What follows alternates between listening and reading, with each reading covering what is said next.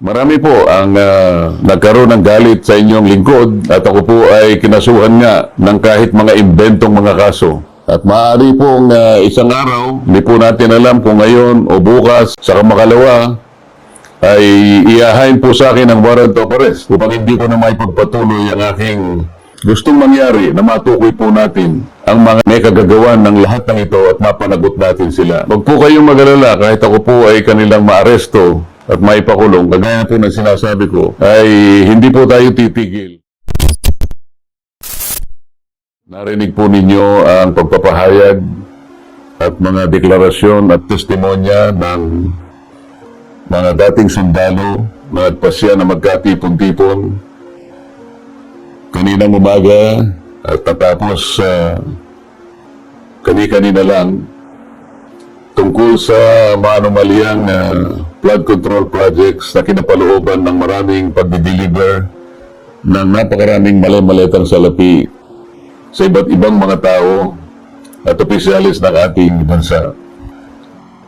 Yan po ang sinasalamin sana, mga kababayan, ang dapat na nangyari na inaakala naming huling pagdinig sana ng opisyal na Blue Ribbon Committee na aming sinet noong June 11, 2026.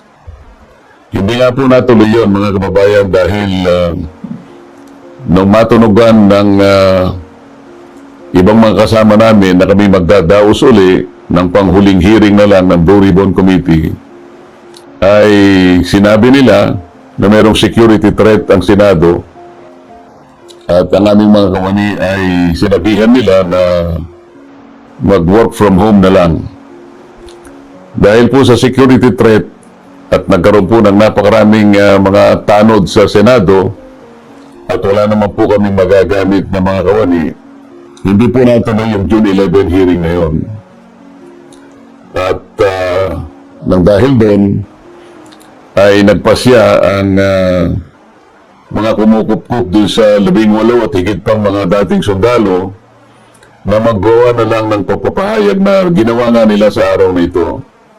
Yan po mga narinig nyo sa araw na ito ay siyang dapat na marinig po rinyo sa isang pagdinig ng Blue Ribbon Committee na ang representasyon ito ay matagal na pong itinalaga ang kanyang kakayahan na siya ang maguna na matukoy po natin ang mga taong nasa likod ng napakamalaganap at napakamalaking nakawan sa salapi ng bayan na ganap po sa kasaysayan ng ating republika. Nang dahil po dyan ay marami po ang nagkaroon ng galit sa inyong lingkod at ako po ay kinasuhan nga ng kahit mga imbentong mga kaso. At maaari pong isang araw, hindi po natin alam kung ngayon o bukas, sa makalawa, ay iahain po sa akin ang warrant of arrest upang ako po arestuhin, upang hindi ko na maipagpatuloy ang aking gustong mangyari na matukoy po natin ang mga may kagagawan ng lahat ng ito at mapanagot natin sila.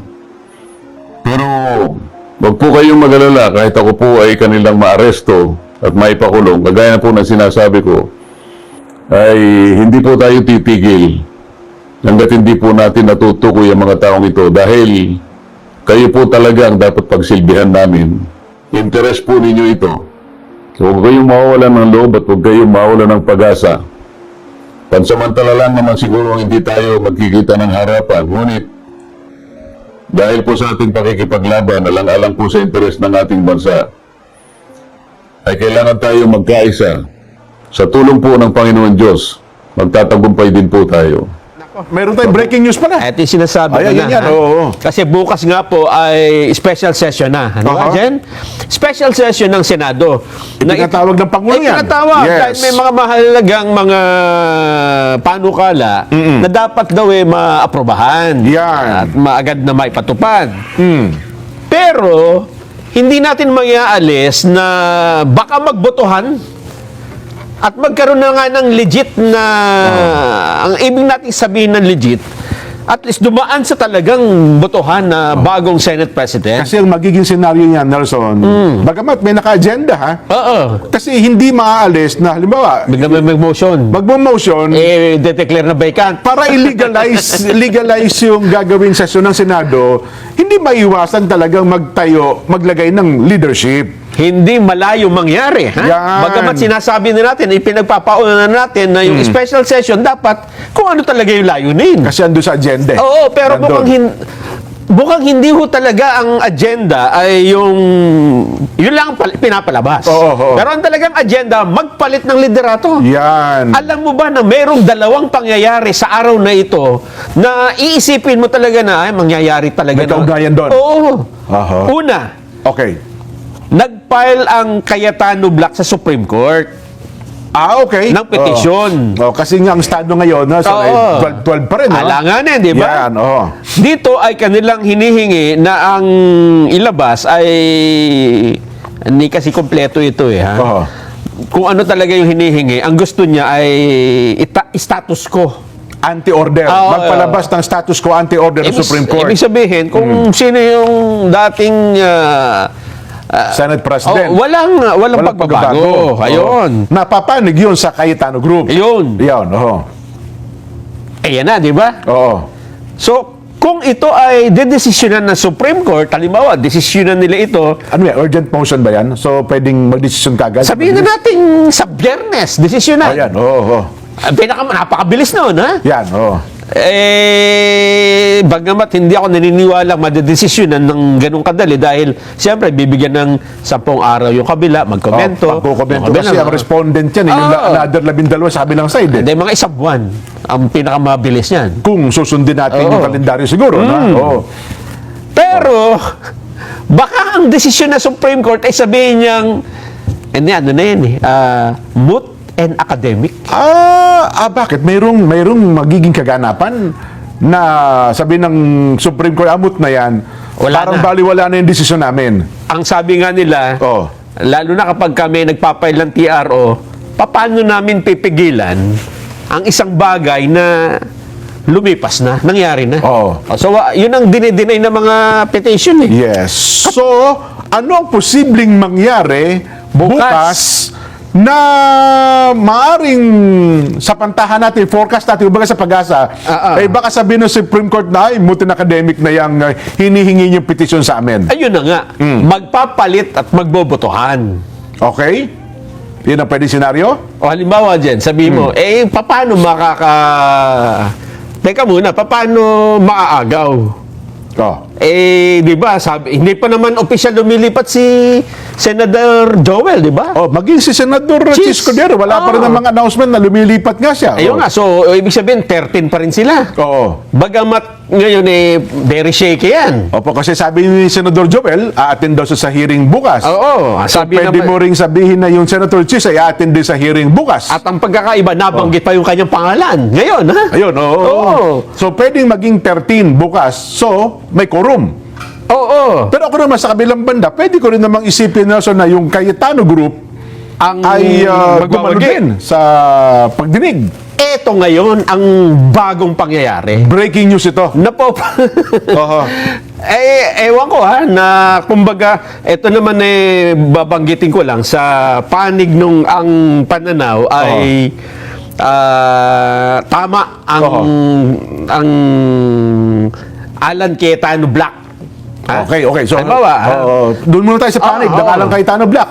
mukhang ang mga pangyayari ngayon ay laging pumapanig dun sa kalaban nila. Kasi una, kinilala daw sila ng mga estado ng ating gobyerno. Malacanang, Kongreso, etc. Pati NBI, Police. Kasi pagka kinilala ka ng Malacanang, malaking siyempre yung buong ban- sistema ng Oo. gobyerno, ay kikilalanin ka na naman. Etong bago. Alam mo bang nangyari kay Senador Jinggoy Estrada? Nakulong siya doon sa Payatas sa Quezon City Jail. Bukod doon, may latest sa kanya. Nakalaya na. Sana. Piyansa. Sana makakaboto, di ba? Oo. Ang problema, hindi na siya makakaboto dyan. hindi siya makakalabas doon sa hindi sa payagan ng Zoom meeting. Kahit pa mag-Zoom siya, hindi na siya papayagang bumoto. Alam mo kung bakit? Bakit? Kasi siya po ay pinatawa na ng Sandigan Bayan ng 90 days preventive suspension. Na!